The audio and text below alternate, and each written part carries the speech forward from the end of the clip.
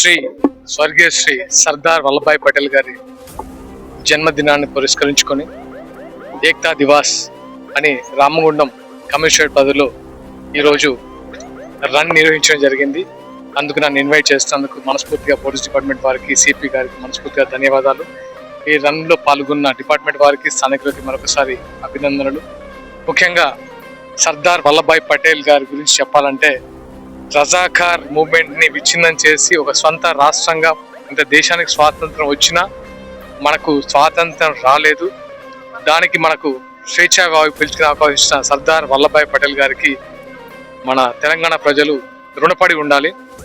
అంతేకాదు ఏక్తా దివాస్ అనే యూనిటీ పేరుతో దేశ శాంతి భద్రతలు కాపాడుకుంటూ మనలో కూడా అందరూ ఏకమై శాంతికి ప్రోత్సహించాలని మనస్ఫూర్తిగా కోరుకుంటూ ఇక్కడికి వచ్చిన అందరికీ మరొకసారి కృతజ్ఞతలు.